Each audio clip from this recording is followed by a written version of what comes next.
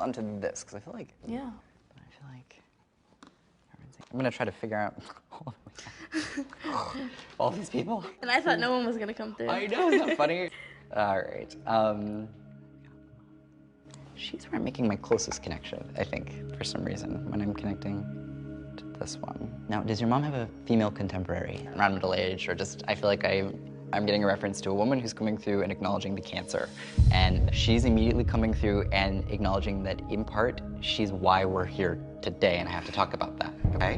This is difficult because I don't know the relation, like biologically to you, if at all. She's having me talk about being around the two kids. Mm-hmm. Who would the two kids be for her, from her perspective? They'd be me and my brother. You and your brother? Yeah. Her personality, even though she comes across a little bit older, is kind of younger in her directness and 100%. her I'm just... To the point. She's, yep, that's her. When she's talking about the cancer, having to be taken to doctor's appointments after doctor's appointments, I get to the point where it's like, I don't want anyone to even take me. Like, I had to fight with her once. About what? To take her to chemo. She's having me separated into two events. Okay. So if someone suffered from cancer in one instance and then suffered from it again or got it a second time, that could be what we're dealing with. But she's saying she fought it once. That's what you're dealing with. Okay. She's acknowledging the last bout of it that she had. I feel like when I get through it, I know that I'm not going to stay okay forever, and I have a feeling that this is going to come back. Yeah.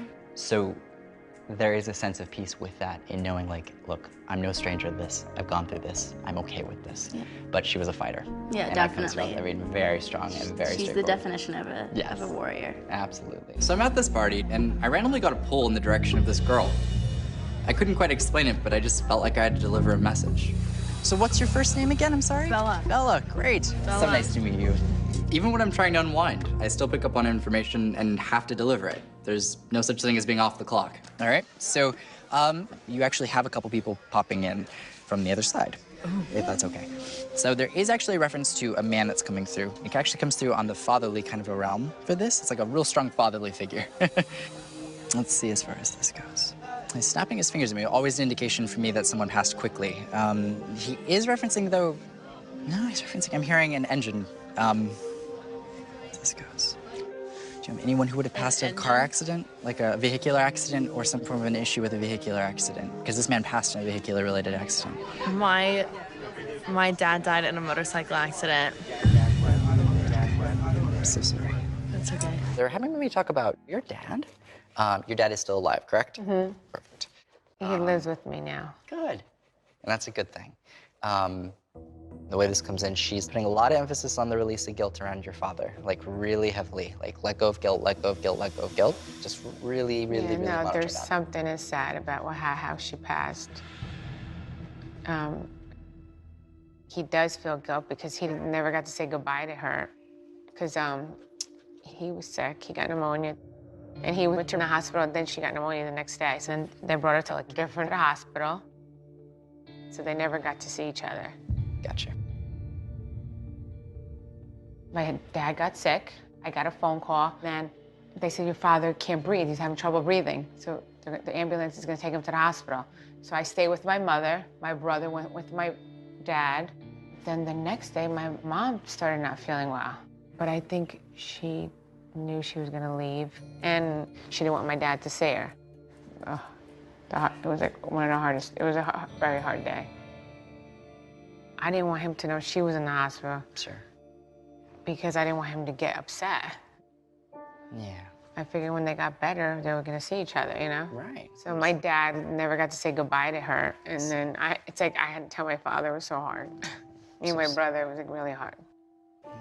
And it's like when my father saw me and my brother walk in to his hospital room together, he knew right away. Like me and my brother were a mess. It's not a place you should ever have to be in. And, Yes. yeah, and the way this comes in, she wants Dad to let go of any guilt, and that's one of the biggest messages in the way this comes in, is like, wants him to let go of guilt. So I hope that he is able to let that go. I'm gonna hold on to this and see what I can get. I'll be curious to see. The interesting way that I would describe this is there's this reference to this animal. It's like very, very mature, the energy of this animal, and it almost just comes through even more human-like than dog-like. It's really cool. That's Daddy's color. Yeah, that's Daddy's color. Okay, for some reason, I just heard something along the lines of like gentle giant, or like a reference usually to a dog's size, not necessarily matching its temperament. I'm basically seeing this big dog, and I'm seeing a little boy on a big dog. But the boys used to do that. Really? Yeah, they used to ride on them. That's cute. What a gentle giant. Yeah, that's what made him so special. I love that. Yeah. That's amazing. They both grew up with him, so they would always, them riding on him was like normal. But his demeanor, his true self, his energy was a gentle giant. He was always the most unselfish member of the whole entire pack. Wow. Caesar always said he always felt like a human, and he was here to heal. This dog's not referencing to an instantaneous passing. This is kind of referencing to the last like 6 months of life. Very much like natural, like this is the natural way of things. Yeah. It was a natural cause. Natural cause, okay. So the way I would describe this, there's this feeling of like not feeling good and then actually feeling better, and then it goes down. I just want you to know, so there is a sense of acceptance that comes through from this animal, and there's a sense of acceptance and a sense of peace. And it's actually a very complex thought for a dog, because usually that's the sentiment I get with people. That's really insightful for me. I've never connected with a dog that had like that much self-awareness. That's kind of the way I would describe it. He was special. Oh, yes. Daddy was definitely self-aware, yeah. A really incredible, like, just an energy. It's like a powerful soul. Yeah, And I love all dogs, but this one was like a sensei, like a teacher. That's amazing. Yeah. This guy died when he was 16 years old, so in a dog life, it's pretty a longevity, you know? Definitely. It was a lot of joy, a lot of love, a lot of learning. He was like my support as I was learning to live in America. So that's like why people fall in love with dogs, you know what I mean? Once in a lifetime. I have never disconnected from Daddy. Daddy lives here. He never left here. Yes, they're not physically here, but they're always inside of me. Oh, there's a lot popping in with this. I feel like I have to go to add, odd. This is coming in, and they're having me talk about treatment. Now, for some reason, when I'm connecting to this Ed energy, he's having me kind of focus on, I don't know what this is, but he's bringing me to my bones. Having me talk about bone marrow and like immune system.